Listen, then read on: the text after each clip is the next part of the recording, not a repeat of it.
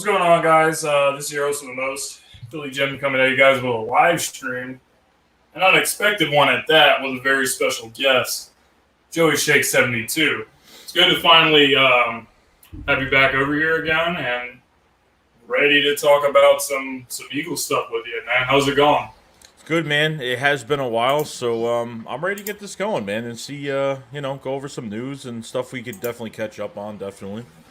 Absolutely, man. So, we haven't really discussed anything in a while, so let's just start from the top of this offseason. The biggest topic was all the turmoil with the team and the downfall of quarterback Carson Wentz and how he ultimately ended up getting traded. So I just want to say that, I think everyone played a part in it. I think Carson Wentz could have done a lot of things better. I think the team, the front office, and the coaches could have done things better. But at the end of the day, I don't feel that he was really held to a standard of accountability. And I think that was the biggest problem. They kind of put him on a pedestal. And the things that he wasn't doing well, they didn't really tell him that he needed to put in the work and fix this and that. So that's really where I'm at with that. But what are your thoughts on the whole Wentz drama and the situation that ended up with him going to Indianapolis? Like, I understand both sides to it. Like, with Carson Wentz, it really, I think after finding out the truth of what was really going on when he got benched, he kind of gave up and kind of put his mind elsewhere, Right. And it didn't sit right with me because I think mentally he was beaten out of his job, and I think there really was no respect for the fans after the fact. I think after the season, there was really nothing with the fans. There was his PR letter, goodbye letter to the fans and the Eagles organization. Right. Which I didn't really like, but there are things that I didn't respect him for, and then there were things where, I could see why he left at the same time. Like, obviously, I don't care if you have a problem with the front office. You know what I mean? You're a franchise quarterback that's got to get over adversity, and you want to say to your team at the end of the year, like, we're going to get it next year. We're going to do this. You know what I mean? You're always ready for the next year. So, I mean, I thought, Indianapolis Colts, Frank Reich, just given to him on a silver platter. I thought the compensation was fair. I think, because really, if you're another team in the league, everyone's like, we're going to get 2 first-round picks, but it's not going to happen because, honestly, Not after the season again. if you're another team right now, are you really looking at Carson Wentz saying, hey, you know what, like, what is he worth? The value's not there because of how bad he played last year. So I get why he left, and I get, I don't care how mad you are at the front office, but I think at the end of the day, like, I really don't give the guy respect at all. Like, wish him well, good luck, but I'm just waiting for him to get those 75% of the snaps to get that first-round pick. First-round pick, yeah. Yeah, other than that, man, I do agree with you. It was kind of that really set well with me when we basically found out he gave him on the team, because I feel like if he did come back and competed against Jalen Hurts with a new coaching staff, because a lot of people felt like when they were bringing in Nick Sirianni, that was for Wentz because they were trying to bring Indianapolis to him, but instead he ends up going there. I feel like he could have sucked it up and tried to get his job back, but I just don't feel like that's something he's ever had to do in his career. Even after Nick Foles won the Super Bowl, they pretty much said, you're still the guy, even though Nick Foles the next year almost beat New Orleans in New Orleans and almost went on another deep run in the playoffs. Still said, you're the guy. North Dakota State, he never had to compete. So it's just something that I don't think he was comfortable doing. No, never was. And you know what? At the end of the day, we found out the true colors of Carson Wentz. The true colors have come out. We moved on. This jailed Hurts might be a blessing in disguise. You never know. You know what I mean? Mm-hmm. I mean, I think whatever the success or failures of Jalen Hurts, whatever he's going to be in the league coming this year, I think at the end of the day, we're always going to hate that pick. But you know what? I wanted the Eagles to give him a chance. I wanted him to have that chance. And obviously, they're still not naming a starting quarterback right now, but they've always been doing that. They did that before the draft. They did it after the season was over. I mean, they just kept doing it over and over again. So I just, I want to see Jalen Hurts take the reins, gravitate these players towards him, and bring some swagger to this offense. I think that's where, I'm really excited. I haven't been excited for an Eagles season so much like this one. It's something. Yeah, I feel like. Yeah, I'm glad you brought up Jalen Hurts because that was the next thing I wanted to talk about was when you look at Carson Wentz and you look at Jalen Hurts, they're kind of two opposite guys, right? And the reason I say that is Jalen Hurts is not the most talented guy in the building, but you know what he is? He's the hardest worker in the building. And when you look at his career and everything he's went through, adversity. He was at Alabama. He only lost, I think, 2 career games when he was at Alabama. He got benched in the championship game for Tua Tagovailoa. But he still came back to Alabama and helped that team after that. And they needed him in the SEC title game that year because Tua got hurt. So he's a leader. He's a winner. He's got an amazing work ethic. The things that he doesn't do well, I think he will make up for that. Because he's going to put the work in and he's going to try to get better. When you look at Wentz, you didn't really hear about him, working out in the offseason. You really didn't see a lot of videos of him training and doing all that other stuff. It was just kind of he showed up to OTAs, he showed up to training camp, and that was it. But Jalen Hurts has been working with these guys. He's been working with Greg Ward, Devontae Smith, Jalen Reagor, Miles Sanders, Dallas Goedert, all the players he's going to be throwing the ball to this year, just building that chemistry even more. So I'm looking forward to what Jalen Hurts is going to do. I'm riding with him 100%. I just hope he is able to. I hope he's able to thrive because I would rather not have to start over with yet another quarterback. It's kind of a lot of things you got to go through when you're bringing in another rookie quarterback. When you look at the way the Eagles are set up, we could have 3 first-round picks potentially next season, and there are still holes on the roster that we need to address. We need to get younger at certain positions. We need to get more talent at certain positions on both sides of the ball.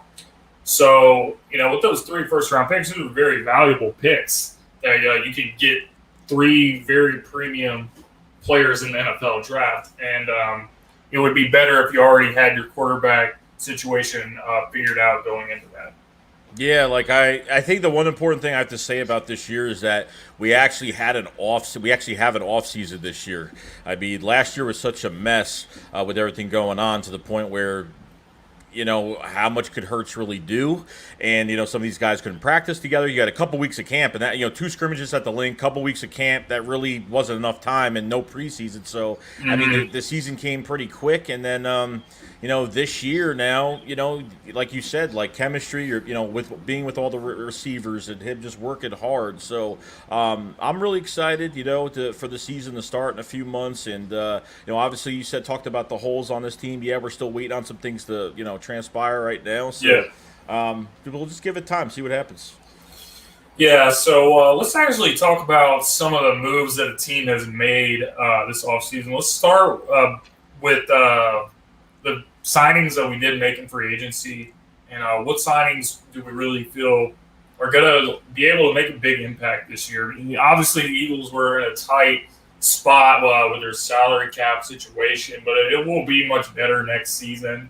Which is why I think it's a big year for us to, try to capitalize on these 3 first-round picks potentially, as long as Wentz plays a number of snaps needed. And then, you could have a good amount of cap space to bring in some more guys next year. But we were in a tight spot, but I do, for what it's worth, there's a couple of moves that I really liked that we made. We did lose some guys like Jalen Mills and some others. But when I look at a guy like Anthony Harris, I think he brings a lot to the table. And I think he can be an upgrade over Jalen Mills at the safety spot. So the safety spot looks pretty good to me. I like Rodney McLeod. I like Kevon Wallace. He's a young guy that I think is going to get coached up little better than he was last year because when you look at Jonathan Gannon, he was a secondary coach before he came and became a defensive coordinator. So he knows how to work with defensive backs very well. So Kevon Wallace, somebody I think watch out for him. But yeah, Anthony Harris, I love that pickup, and then even a linebacker, which has been a position that's plagued the Eagles. We all saw how bad it was with Nate Gary out there. Thank God he's gone. But Eric Wilson too. You know, the Vikings, they also had injuries. The linebacker and Eric Wilson had to step in, and he really did well. So both those guys coming over to Minnesota, coming to the Eagles, those are probably the two biggest pickups that I liked. And Ryan Kerrigan was also a solid one. Just bringing more talent to his defensive end rotation. But Shakes, what do you think about all those moves, and what are some of your favorite pickups that we did make in free agency? I mean, going to free agency, I mean, like you said, like the cap was just so bad. So it's like I really wasn't even thinking about free agency. I was thinking about the draft was going to be our season. Like the draft was going to be the main part of our offseason. So going into, I think like the first day of like open the free agency, I think we only had like $3 million under the cap because we had to restructure so much. So I thought we made some small strategic moves. Like we weren't like we can't go crazy because of the cap, obviously. But I thought Anthony Harris I thought that was a good signing. I mean, another 1-year deal, obviously. So coming off not a great year, but a secondary for the Vikings that was really bad, was really injured and battered pretty badly. And then prior to last year, he was the leading, defender with 6-7 picks, and he was making $11 million off a franchise tag. So, I'm hoping good things. But like I said, it's a 1-year deal. That's why, if he has a great year, there's nothing promising. But I'm glad you at least, you have someone at safety with Rodney McLeod coming back hopefully by the first game, and obviously hopefully Kevon Wallace getting some snaps. And then Eric Wilson is one of the most underrated signings on this team. Definitely, just came in when there was injuries for the linebackers with Minnesota and just tore it up. I mean, 122 tackles, 3 or 4 sacks. I mean, did an amazing job. So I think him coming to the Eagles on a 1-year deal, obviously. I think he's actually one of my breakout players this year. He's one of them. I think he's he could cover, he could blitz, he's physical. I mean, he's really good. He could take over a defense, and he's got a voice. I'm hearing from the linebacker coach, and he's got a voice. He's teaching the younger guys how to do things. So I think we've made some good free agency. Was a couple good moves, and obviously Kerrigan was a huge one, which was really not expected at all. Like, I can't tell if this team actually wants to compete this year, or, I mean, even NFL analysis, like even people on TV are like, are the Eagles rebuilding, or are they they can't tell? Like, they're doing these little moves that you're adding a little bit more depth to your positions now. Obviously, for defensive end with Ryan Kerrigan, I think it's going to be a great rotational. I think he's going to rotate very well. I think it's going to work out for him a lot better, keep him fresh throughout the game. Derek Barnett's making $10 million this year. Don't know why they didn't at least extend him just to lower the cap number. I mean, he's going to walk this year. Josh Sweat, very important year. He's another breakout player that can do some damage. So they did some moves that kind of made me question, it looks like they kind of want to win this year. Yeah, I mean, the NFC East is up for grabs. By no means do I think that the New York Giants or the Dallas Cowboys or the Washington football team made the moves that I would say, yes, they separated themselves and they are far above the other 3 teams within the division. I feel like the division's up for grabs. When I look at Washington, I think that's a great team. I think that's a team that if they had an adequate quarterback, they would be a very big threat, even in the NFC, because their defense is really good. They got playmakers. They have a decent O-line. They have a good pass rush. But Ryan Fitzpatrick is a question mark to me, because this is a guy that is very streaky, and he's good for 4 games, and he's terrible for the rest of the games. And Dallas has Dak Prescott coming off of a severe ankle injury. They're very potent offensively, but their defense, I don't think, was improved that much. And when you look at the Giants, their defense was good, but Daniel Jones is a huge problem. He's been a turnover machine and suspect at best. And even though they brought in Kenny Galladay, He's had problems staying healthy. So, it's up to the Eagles. The Eagles have a lot of young guys, especially on offense. When you look at the receiver position, when you look at the running back spot too, Dallas Goedert at tight end, it's a lot of young guys that I think are hungry and really want to go out and prove that they can do something. So I think the NFC East is by no means, out of the question for the Eagles, even if it is a quote unquote rebuilding year for us. The division is not that good to begin with. So, the Eagles could be there. The Eagles could be the NFC East champs when it's all said and done. They just got to put the consistency together and get some W's and do what they got to do on the field. Yeah, I think when you talk about the NFC East, I don't think it's going to be a great division. I think it will be competitive as it always is. But like you said about some of the teams, I do agree. I think Washington is a quarterback away. I think the Giants look good on paper, but obviously with Daniel, they're putting all the pressure on Daniel Jones. So everything's going to be on his shoulders. So it's either make it or break it for him, because I think this is going to be the year for the Giants. Where are they going to pay Daniel Jones? And then when you go, and if the Washington doesn't have a quarterback at this point, I think Dallas will be the tougher team just because, and obviously watching Dak Prescott, how he's going to be off this injury, that's going to be something to watch. So I think one of the best wide receiver corps in the league, Ezekiel Elliott in the backfield, obviously, a good offensive line, and obviously their defense ain't great, but it's not bad. So we'll see what happens with the NFC East, but I think the Eagles will come into this season. Everyone's going to think that we're going to be unprepared. I think Nick Sirianni started the culture and started the attitude of where this team is going, the direction they're going into. This team is going to punch somebody in the mouth when they come out this season. They're going to surprise us. They're going to be competitive, and they're going to be really tough. And I think we're going to see that, and I think between, the leaders will rise. We'll have leaders that rise. Jalen Hurts will be one of them that's going to gravitate those players towards him, and we're going to see a lot of swagger on the field this year. I think this team can actually win this year. I think they could. Yeah, when you talk about Nick Sirianni, it just feels like a breath of fresh air, in my opinion, because when you look at the Eagles' past couple of years with Doug Peterson, it really got to the point where the offense was very stagnant. It wasn't looking very good at all over the past couple of years after the Super Bowl. And there was a lot of question marks with the coaching staff last season. There wasn't a true OC, and Doug didn't want to give up play calling.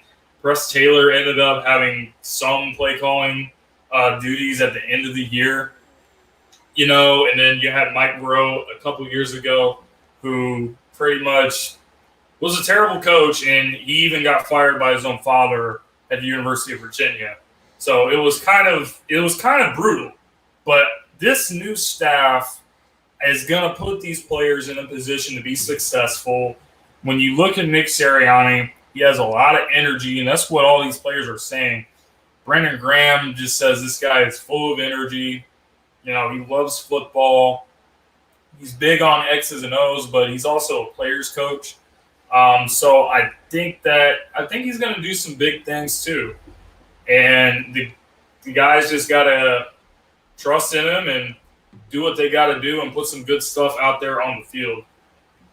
Yeah, I think the development aspect of this team is going to be really important. Obviously obviously we'll talk about the draft, but Howie Roseman drafts the guys and we picks up whoever guys we need in free agency or just pickups in general. And then, I think the development aspect of this team has got to be something. It has to work, and we cannot be restructuring guys every single year, because when your draft picks don't work out every single year, you're just going to keep restructuring all your old players. You hold on to players for way too long past their prime, and this is what happens. So I'm hoping, we see some productivity out of our draft picks, out of the guys that we did sign. And, I call 2021 for the Eagles I call it a building block year. So you find those building block pieces, and then after this year, you get rid of the dead weight. You maybe trade a veteran or two, and obviously you could have $30 to $50 million in cap space next year, on top of 10 draft picks, and probably going to have 3 first-round picks. So you never know. Yep, and that's the next thing I want to go into, the draft and some of the picks that we did make. The biggest one being Devontae Smith, great receiver. when you look at what the Eagles did that ended up netting them Devontae Smith, it's kind of crazy because when the trade first happened, I was not thrilled about it. I wasn't. Not the trade for Devontae Smith, but the trade from moving down from 6 to 12 and getting another first round pick. Because at that point, I was just saying to myself, you know, we did tank for the 6th overall pick. So when you see how the draft played out, the top guys that were on the board, Devontae Smith was who they ended up getting, but before Devontae Smith went in the draft, there was Jamar Chase and Kyle Pitts, and that was pretty much who people were talking about. Which one of these guys are we going to be able to get at 6? Well, when you see how the draft board fell, Atlanta took Pitts at 4, and Cincinnati took Chase at 5. So even if we stayed at 6, we wouldn't have gotten either of the guys that we probably wanted. So what you do is you move down.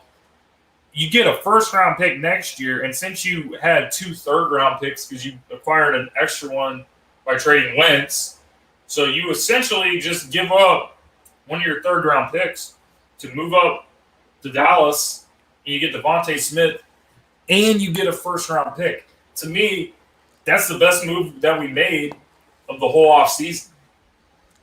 Yeah, I can't believe Devontae Smith's a Philadelphia Eagle. I mean, even if we stayed at 6, we still could have got him. It's like Howie Roseman saw the future and knew this was going to happen because that draft board, as soon as Kyle Pitts went to Atlanta, that draft board fell so bad. Jamar Chase was gone. I mean, everybody was gone. Those 2 corners, both corners went to Carolina and Denver, and I was like, here we go. The Cowboys are going to pick. We're going to be stuck with almost nothing. And then they make that trade, and I just couldn't believe it. I really couldn't believe it. And we had 2 third-round picks. So we give away our furthest third-round pick, which was great. And then Devontae Smith was right in our hands. So I was happy with that. And it's exciting. We actually have a number 1 receiver right now. So to complement other guys in this offense, and I thought they got the second best player in this draft. They got the best route runner in this draft, and I think they did a really good job. The whole draft, I think, looking back at it, I thought they actually did a really good job. So I want to ask you, besides Devontae Smith, what was your favorite pick besides Devontae Smith? Landon Dickerson. Obviously, I went to high school with him, but Landon is a beast. When you look at what he did the last couple of years at Alabama, the guy was a monster. The guy was running some of the top defensive linemen in the country over like it was nothing. And getting younger at the offensive line is something that the Eagles need to do. That's the reality of the situation. Brooks is getting up in age. Kelsey is getting up in age. Lane is getting up in age. The only really young guys that we have are Andre Dillard and Jordan Mailata. And Jordan Mailata really was a good pick for us because he was like a 7th-round pick, and he really played well last year. But we need to continue to get younger at the offensive line, and he has versatility. He can play any position on the defensive line. He's very athletic. Played multiple sports in high school. Played multiple positions, both on offense and defensive line in high school. So you can really move him around, and he can do anything. So I'm interested to see how they're going to exactly use him, though, because obviously it's good to have him in case somebody does get hurt on the offensive line, which we don't want to see happen. But if it does, he's going to be a guy that's capable of coming in and doing some really good stuff. I think they're probably going to play him at guard for his rookie year. I don't know if he'll be able to win the starting job, but because he's a rookie and Jeff Stoutland, he has played favorites towards the veteran, so I'm not sure if it will get to not over Seumalo, but I could see him playing a little bit of guard for this season, and then come next year, if Kelsey does retire, in fact, he's going to be our center of the future. So I'm very pumped about Landon Dickerson. My favorite, other than Devontae Smith, was Kenneth Gainwell. I thought was a total steal. I mean, total steal. And you know what? I look back at it and I say, well, is Miles Sanders expendable? So are they going to sign Miles Sanders in the future? Is he going to get a big contract? They might not, because you know what? They have 8 running backs in competition right now, and I think with Kenneth Gainwell, he's got that. I think you'll have, if you start 3 running backs this year, I think you'll have Miles Sanders as your starter. Obviously, I think Kenneth Gainwell will beat Boston Scott. I think Kerryon Johnson could beat Jordan Howard if he stays healthy. That's if they only carry 3. But with Kenneth Gainwell, a dual threat back, he catches the ball fluidly like a wide receiver. He's quick. He can make guys miss. He could be that bruiser too, because he's run into people in college. He could drag people for a couple yards. I mean, I liked him a lot. Now, I'm not gonna mess with your boy. All right, I'm not gonna say. I have no problem with Landon Dickerson. I have no problem with his upside. I have no problem with his talent. The injuries are a concern. And yeah, I understand that.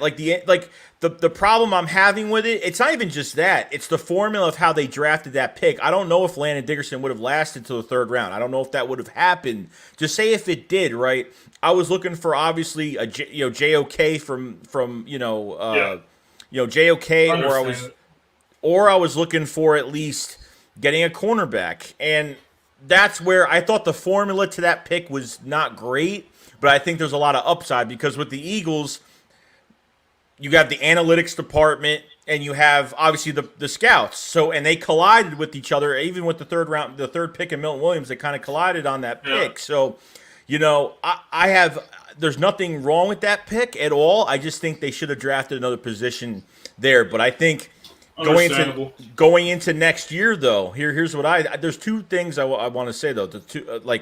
With Landon Dickerson, I think there's 2 things you could do with him. You can either put him at center when Jason Kelce retires. You can either put him at left guard and sign a center in free agency next year if you really want. If you have Jordan Mailata at 6'8", 350, and then you have Dickerson at 6'5", 6'5", 325, whatever it is.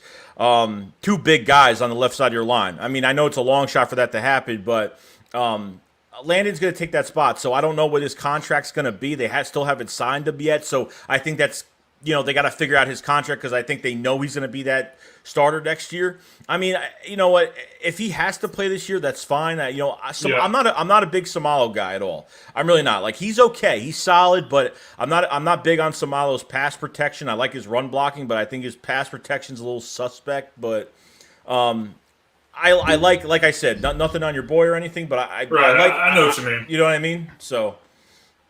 Yeah, the injuries are a concern. Just like any player. He's had a few ACL tears. But the hope is he'll bounce back from them, and I hope he does, because that guy, I think if he stays healthy, he'll be very effective for us. And like I said, we do need to get younger on the offensive line. It also eliminates the possibility of, if Kelce does retire next year, it won't be out of the blue and you already have something in place. So if you have those 3 first-round picks, you won't have to take a center and possibly reach for another center in the 1st round. You can address the other needs that you have on the team. But yeah, that was definitely – I thought we did make a lot of good picks in that draft. I think that was probably one of Howie's better drafts in a while. So I got to give him credit for that. I didn't think things were going to go well. Just like a lot of people are just skeptical when this guy is making the decisions. But he did it right. So, I got to give him some credit for that. And I'm looking forward to seeing where a lot of these young guys end up on the team and how they contribute and how they get better as the year goes on. Yeah, I think even I could take something else from this draft too. I think they're really trying to rebuild this defensive line as well, because getting Milton Williams, Teron Jackson at defensive end from Coastal Carolina, I think they, I forgot the other defensive tackle from USC. I forgot his name. He's got a weird name. Yeah. So I don't think he's going to do anything. I just think he's too undersized. I don't think he's going to do much. But I think Milton Williams was a really good pick. I think analytically it was a good pick because in his testing, I think he outscored every defensive tackle in his testing, whatever it was. He's got that short area speed, short area quickness, quick explosion off the line. Everyone's kind of complaining about Milton Williams because he's got short arms. I'm like, okay, give me a break. And then with Teron Jackson, he's got a nice bull rush. He's really good. I think the only thing he needs to work on is his bending around the tackles, his bend method as a defensive end. But I think he'll learn that. He'll get better with that over time. So Fletcher Cox. I'm not real big on Fletcher Cox this year. I'm really not, because you go into 6 games last year, he had a sack and a half. He had 6.5 sacks last year, but most of the sacks that he did get last year were in either garbage time or when we were getting killed. Okay, so I'm looking for him to be disruptive, because every time I watch Aaron Donald every single week, I see him just throwing offensive linemen around. I don't even care about the sack numbers, but at least be disruptive and at least make the running back go another direction. At least try to close on the quarterback. I don't care what it is. But I think there are going to be a veteran or two that gets traded next year. I think it's going to be, Fletcher Cox on the wrong side of 30. We're hoping Javon Hargrave could do something. I know he got hurt last year going into a new system from Pittsburgh, making a lot of money. So I'm hoping with this defensive tackle tandem and then having Milton Williams back there, it's really going to help. And I think Milton Williams is another guy that's definitely going to make some noise and get a little attention this year. So I think they are rebuilding this defensive line, because potentially you can lose Derek Barnett, which I think he'll walk. If Derek Barnett has double-digit sacks this year, I think you keep him. But if he just doesn't do anything or gets hurt, you let him go, you let him walk. And then you have Brandon Graham, if he's going to leave or he's going to come back on a 1-year deal, like a veteran minimum next year, that's a whole different story. But you could potentially lose 3 defensive ends next year. I think Graham retires as an Eagle, but when you bring up Milton Williams, a lot of these guys like him. Like, some of the players have spoken about him, like Brandon Graham and Hargrave and some of the other guys in the defensive line room. They're saying, listen, this guy has some mad skills. So I actually didn't know very much of it all about him at the time of the pick. I just thought it was another typical defensive lineman that how he tends to overdraft. But you know what? We're going to see, because there's one position that the Eagles do really well at getting success out of these guys. Is defensive line and also the offensive line. So when it comes to linemen, they do know what they're doing. So I hope it does work out. As far as the other guys, it's a huge year for Barnett, and I feel like I've been having this conversation for the last couple of years. I'm like, look, this guy was a first-round pick and a top 15 pick in the draft at that, and he has not played up to that at all. So for him to not have a good year, he's kind of on the ropes, because he's not going to really be in a position to be making a lot of money on another team if he doesn't come in and be productive. If you ask me, when I watch the Eagles, I don't see a lot of Derek Barnett. Like, he just doesn't leap off to my screen when I watch the game.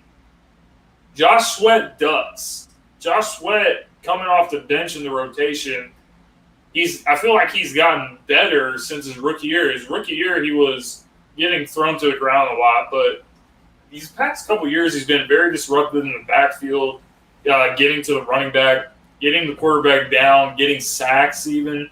So I really like Josh Sweat, and I think the competition in his defensive line room is gonna put Derek Barnett under a lot of pressure. Yeah, I think with even Derek Barnett, I think with him, like you said, like not playing like a first round talent, far from it. A good 17 season, a good 18, an okay 18 season, and kind of fell off after that with injuries, and just hasn't really been the same. So Josh Sweat, I don't even think of him as a rotational player, because I think the longer you actually keep him in a game, the better he is and the more disruptive he is. Because of injuries last year, they kept him. Obviously He's got an injury bug here and there, but I think if he stays healthy and goes through his progressions in the rotation and does well. I mean, I think this is the last year of his contract as well this year, so that's going to be a big decision. Like I said, a lot of defensive ends are going to be walking out the door. This is why they at least drafted one this past year. So I'm excited about some of these guys. I think this is going to be the year where it's you're either going to play well or you're out the door. I mean, at least with Barnett and Sweat, they're on some contract years, so maybe it'll make them play a little harder. You know what I mean? Yeah, so let's go ahead and move on. And speaking of defensive line room, there's going to be a lot of competition this coming training camp. Training camp going to be on July 27th, so it's kind of right around the corner. But there's a lot of competition in this building, and Nick Sirianni has been preaching about competition. He's not going to name Jalen Hurts as starting quarterback. He's competing with Flacco. You got the offensive line. You got Andre Dillard and Mulata competing with each other. You got these defensive linemen competing with each other. Receivers. You got a lot of talent in the receiver room. A lot of guys that are young, too. Somebody's going to be the odd man out. Somebody's going to be the odd man out with the running back. But when you look across the board, there's going to be competition everywhere you look. So what are some of the competitions that you're really looking forward to? I think number one I'm looking for is linebacker because there's a lot of bodies there. There's a lot of people there. And I mean, it's Jim Schwartz's fault, obviously, because we have so many unknowns with these, even with the receivers and the linebackers. And, they've had some even with the receivers, short-term success, some of these receivers, and they were just in, and then obviously the veteran favoritism took over. I think linebacker is going to be big just because obviously you sign Eric Wilson. Could Alex Singletary keep his job? He might move to the outside. TJ Edwards undrafted is a nice flash in the pan that could really show you some good things. Davion Taylor, a third-round pick, and really wasn't given a chance at all. Sean Bradley, another good player, I think has leadership quality and could sit there and can cover and I think could do really well. I mean, Jannard Avery's moving back to Jannard Avery's moving back to linebacker. We have him as defensive end for a couple years. I think there's a lot of guys in this linebacker core. It's going to be a good competition. I think it's going to be interesting. And like you talked about with competition with Nick Sirianni, he promised us that, and he's given us that. I think the only position we have no competition at that we really need to is find and see out if Jake Elliott should be our kicker for this year. I think that's really the only thing I'm looking at right now. All right, this is fair, but I don't know, man. It's like I said, there's competition all across the board. But I really love the receivers. I got to be honest. Bringing in Devontae Smith, I think, is a huge move. Jalen Reagor, we hope that he'll have a bounce back year because he really wasn't being utilized to his strengths. Doug wasn't using him the right way at all. But you got to get him the ball in space and let him use his speed to make more plays. But there's some other guys, man. Greg Ward. I love Greg Ward. I feel like he's gotten better ever since he got his opportunity. He's really improved as a route runner. He's got reliable hands. It feels like every time there's a big play on third down where you need somebody to make a catch, Greg Ward is always there with his soft hands. Fulgham was playing really well last year. Jeffrey got inserted back into the lineup, and I feel like that kind of hurt his confidence some. But I think he has the skills to be really good too. So then you're kind of left with two of your young guys from last year, Quez Watkins and John Hightower. So when I look at Hightower, great route runner, got pretty good speed, had problems with drops. And when you look at Quez, he didn't play a lot towards the beginning of the year because he was out with injuries and stuff. But he came back at the end of the season. And, he really showed he could be dangerous with the ball in his hands in space. So it's going to be very, very intriguing for me to see, is some of these guys going to get cut? Who's going to be put on the practice squad, so on and so forth. Yeah, and when we were talking about, obviously, between receiver and linebacker, all I'm saying is that with the receivers we've seen at least there's less unknown with the wide receivers, right, just because a lot of them have had starting experience, and with the linebackers, a lot of guys maybe been in a play or two, maybe not even that, or even given a chance. So I'm excited about the wide receiver group, and Nick Sirianni's making them interchangeable, which they're going to play every position on that, on the wide receiver, which is going to be good. It's going to cause mismatches. It's going to cause a lot. So you can have Rager in the slot, you could have Ward in the slot, and I'm still on the Rager train. I think he's going to, I think he's going to complement Smith so well, and I think he's going to play so well. So I'm excited about it. I am. Okay. Well, yeah, I think you're right about that, and I think the biggest thing with the linebackers is, no disrespect to Jim Schwartz, but come on, man. I mean, you're playing Nate Gary for crying out loud when you got other guys. I don't think anyone on the roster could have done it as bad as Nathan Gary. Every time he was on the field, it was just an accident waiting to happen. And it got to the point when Nathan Gary was on IR, people were like, not happy that a guy's hurt or anything, but people were kind of relieved that he wasn't going to be on the field anymore. It got to that point, actually, as bad as it sounds. But, I really liked Alex Singleton. He really did some good stuff last year. I really like TJ Edwards, too. And I want to see what Eric Wilson, I think he's going to be a good addition to that group, too. So as long as our guys can not suck as bad as Nathan Gary, I actually don't think the linebacker position is going to do that bad. No, I don't either. Even with Nate Gary being benched, which was weird because they said it was an Achilles injury. It wasn't a tear or anything. It was just a light Achilles injury, but we didn't hear why or what happened or nothing. I feel like he got benched. I feel like something just happened and they just benched him, or maybe from up top they told them to bench him and try some other guys out. I mean, that's just my opinion. So, yeah, definitely. And now let's go on to another subject now. So this team made some good moves. I think they're definitely better than they were last year, but there are still some concerns that we have. So for me personally, I think we got to get another corner. We absolutely do. The guys that we have right now, it's not looking too great. We got Avonte Maddox, who doesn't really have the size to play on the outside. And you got Michael Jaquette, who had a decent game against the Arizona Cardinals, but that Dallas Cowboys game, he got destroyed in that game. So, you don't really have a reliable number 2 option. So when you look at what the Eagles just did, I believe it was yesterday or the day before, bringing back tight end Richard Rodgers. So that opened the door for a Zach Ertz trade, clear up some cap space, make a run at Richard Sherman or Steven Nelson. That's what I would like to see happen.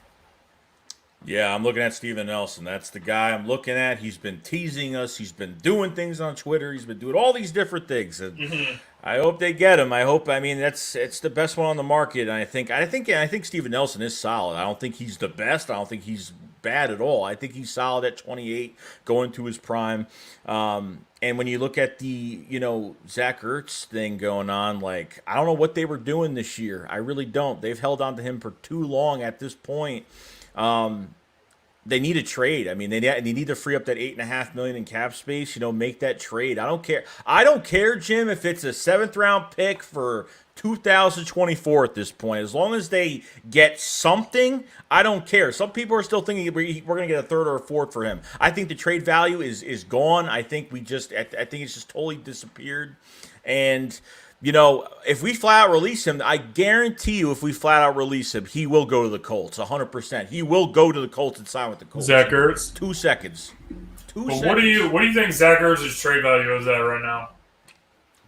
It's really not good. I don't know. I mean, look, I think we can at least get a 6 or a 7 for him at this point because last year injured and just wasn't productive. And I understand This offense was a mess last year. So people get a little sensitive about the Zach Ertz stuff. People just get you have Dallas Goedert going into his final year of his contract.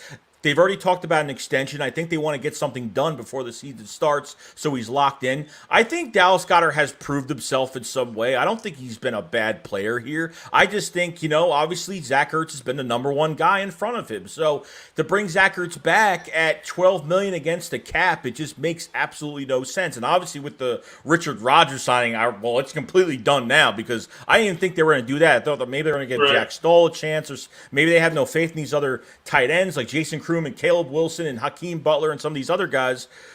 But I think with Richard Rodgers coming back, it's the icing on the cake, and Dallas Goedert's going to get that big, at least a mid-tier contract from us. And you know what? Looking back at this whole thing, when Dallas Goedert was drafted, they probably should have moved on from Ertz. Probably. Yeah, honestly, because he really showed a lot. He really showed what he could do his rookie year, and then 2019. We did have a lot. That was the year we had injuries at receiver, and Ertz also missed some time towards the end of the year. And those games where Ertz was out, Goddard really showed that he could be a number one tight end in the league. So at that point, I thought it was a sign that it was time to move on. But man, I don't know. I feel like Howard's been too stingy with the whole Ertz situation. He's been trying to get like a third round pick for him. And that's just not where his value's at anymore. His production has gone down, and, he's also getting older. He's in a contract year. So, you're not going to get as much as you would probably like to get for him. So just get what you can, clear up that cap space, clear up that $8 million, and go make a move that's going to help the team, like signing Steven Nelson. That's where I'm at with the whole situation. But we got a question here from Johnny, who's asking us, who do you guys think is going to be the Eagles' third-string quarterback? Good question. Your guess is as good as mine. It makes no sense to me as of right now, like why Jamie Newman got released. Like, did he do something off the field? Did he get in trouble? Did he? I don't know. Like, you got to have 3 to 4 you got to have 3 to 4 arms for. I understand you only have 3 preseason games, but you need at least 4 quarterbacks, at least 4. That's what you usually have, but that release made absolutely no sense. I don't know what they're doing. I don't know. I can't honestly answer that myself either. Flacco's obviously going to be the backup. Hurts going to be your starter. But I don't know, man. I'm gonna have to keep my eyes on training camp and see who's really standing out there. Yeah. So other than that, who are your breakout players for the year? I know you mentioned Kevin Wallace was one of them earlier, but who do you see having like a really big season with us this season? I think Miles Sanders. I think he's due for an 1,000-yard season. That's just me. I think he should have had it last year, obviously, but that didn't happen. Josh Sweat. I think Milton Williams will have a good year. I think he'll be disruptive this year. I think Eric Wilson will have a good year. I think Kenneth Gainwell will actually, I think he'll be that all-around back. He'll be lined up at different spots, and they'll use him in different ways. Obviously Devontae Smith will have a big year. I think obviously he will. So, I'm excited for – I think there's going to be a lot of guys. We haven't had a 1,000-yard receiver since Jeremy Maclin, maybe. 2014 was the last time we had a 1,000-yard receiver. So a long time ago. It's crazy. But you know what? That's kind of a tough question for me to answer myself. Just because I think so many guys are out to prove some stuff this year. And, we're going to see what we have in them. But, obviously I could see Devontae having a good year. I could see Jalen Reagor having a bounce-back year if he's utilized better. I could see Fulgham. I could see really any of our receivers doing better because Nick Sirianni, he really loves working with these wide receivers. But I'm gonna go with Dallas Goedert. I think this is gonna be the year he finally gets to flourish as a number 1 tight end. He brings more to the table than Ertz. I think Ertz has him beat as a route runner. But when you look at Ertz, he doesn't get yak. He pretty much just catches the ball and falls down. This guy, he gets the ball in the open field. He's a big man. He's hard to bring down. He's got good athleticism. I'm a big fan of Goddard, and he's been able to make some big plays for us even the past couple of years. So I got him on defense. It's kind of tough as a toss-up. I really like Kevon Wallace, like I mentioned earlier. And just like I said with Nick Sirianni, he works well with the receivers. Jonathan Gannon works well with the DBs because he's a DB coach. He's got that in his DNA. So I could see him having a really big year. Or I could also see Anthony Harris coming in and doing some good things back there. I really feel good about our second. If we got another solid corner, I would feel really, really good about our secondary because I like the other pieces we have around Darius Slay and the safeties. I just think we're missing that number one corner, but those are guys I'm looking at. Yeah, I mean, just get that corner, and I think like I'm okay with going into the season because there's too many good receivers in this league, especially in the NFC East, because we're not going to last with just having what we have with Maddox and Josiah Scott that we trade for from the Jaguars, and he's more of a nickel guy anyway. So I mean, if you get that corner, if they get Steven Nelson in the building, and I hope they do, he hasn't been signed yet. Fingers crossed, hasn't been signed yet. So I mean, if it was Richard Sherman. I'm not really big on Richard Sherman just because obviously he's past his prime. Could he be more of a role player for this defense? I just don't think you could leave him on an island anymore. I don't know. I'd be more comfortable with Steven. I don't care. I mean, people talk about Stephon Gilmore trade, and I wouldn't even go for that because you got to pay him on top of it. You got to give up draft capital. I don't think it's the right time for us to. I don't think we're right for Stephon Gilmore. I don't think Stephon Gilmore is right for us. I think next year's draft, you can't do everything in 1 year. You got to do what you could do, and that's it. Because next year, you're going to have all those picks. You got a big defensive draft. I could see the Eagles drafting a corner next year, very high next year. Darius Slay is only here this year and next year. That's it. And then you got to look for another cornerback on top of it. So corner, they got to start getting it right with cornerback. And then you got, definitely draft a pass rusher next year as well. I could see that depending on what happens with Fletcher Cox this year or whatever they do. So get that corner in, and I think we're ready. Yeah, absolutely. So when you look at the Eagles the past couple of years, they've been killed. They've been really killed by the injury bug, right? When you look at last season, different starting offensive lineman combination pretty much every game, right? You got Lane coming back healthy. You got Brooks coming back healthy, and we hope it stays that way. It's no guarantee, but we really hope it stays that way. So with this offensive line, if they stay healthy, how big is that going to be for Jalen Hurts? Because I feel like he's coming into a much better situation. He kind of finally got his chance to play. I think he should have been playing a lot sooner, but it just wasn't a good situation for him to come into. But if these guys are healthy up front, they're going to protect him, and he's going to have time to make the throws and read the defense and do what he has to do. So that's really one of the biggest things that I'm looking at with this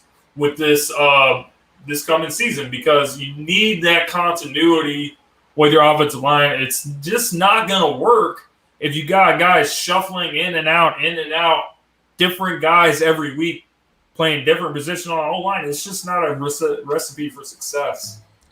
Yeah, you have to give a respect to Jeff Stalin. What he does with this offensive line is doing as much as he can possible. I'm glad he didn't go to Alabama this year to coach, and he came back, so I was happy about that. And I think with this offensive line, they stay healthy. I saw Lane Johnson was throwing shade at PFF on Twitter and kind of was, I think they named the Eagles offensive line 17th best in the league. It was ridiculous. So, they just hate the Eagles. But I think with the depth behind it, we're lucky to have depth because a lot of teams don't put a lot of money into depth on the offensive line. Look at KC. They lose 2 offensive linemen in the Super Bowl, and they fell apart. You know what I mean?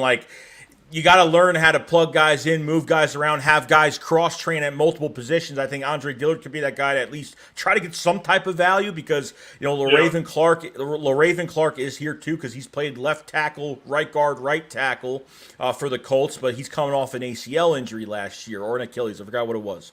But I think the depth is perfect with Herbig playing both guard spots. Jack Driscoll. And it was funny because Even when Jack Driscoll was drafted, I remember when Lane Johnson couldn't even play. They didn't even put Matt Pryor at right tackle. They threw Jack Driscoll right in the fire, and I mean that's a good sign. He missed a couple blocks. I think he blocked the wrong guy like a couple times, but overall, when he's got in, he's done a really good job. So the depth wise for this offensive line is fantastic. I think this offensive line is ready, and yeah, they just got to stay healthy. That's it.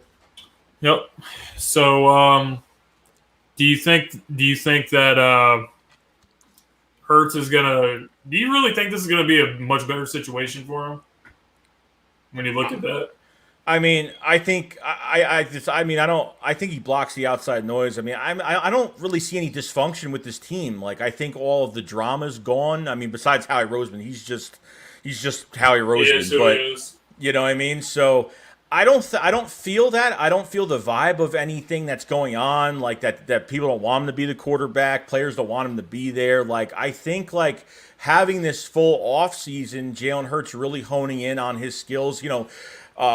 Training with Quincy Avery, one of the best quarterback gurus, and trains all these guys, and actually putting out videos of Jalen Hurts putting out videos of himself working, letting the fans know that he's working his tail off this offseason. So when you build that chemistry before OTAs and before camp, you're more prepared. So I don't think anything's really going to phase him. I don't care if Flacco's behind him or whatever. I mean, I think he's ready to play. I think we're going to see him audition. I think we're going to see a show from Jalen Hurts this year, and I think we're going to love it. I really do. Yeah, absolutely, man. I think his time is here, and he's going to come into a much better situation than being thrown into the fire with, all these backup offensive linemen, receivers who weren't really doing their job. And he's going to come in and he's going to show us what he's made of. And hopefully he can take the reins and be the quarterback in the future. That's what I'm looking forward to with him. Because he's got the work ethic. He's got everything you want. And he's got a great head on his shoulders. He's kind of like the total opposite of Wentz. No disrespect to Wentz, but, the guy was soft. The guy was soft.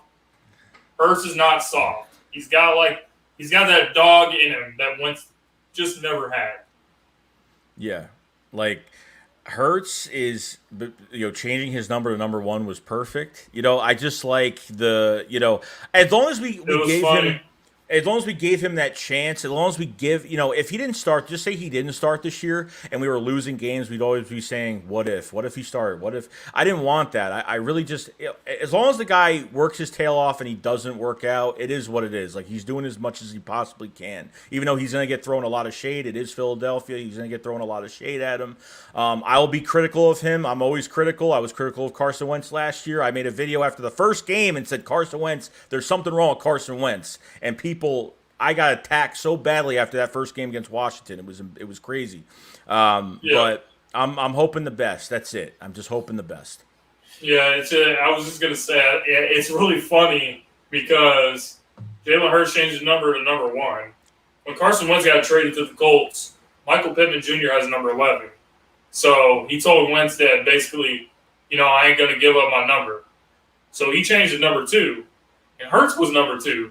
And then it just felt like Hurts was one-upping Carson Wentz yet again, but getting rid of number 2, and now he's number 1. And now Darius Slay is number 2.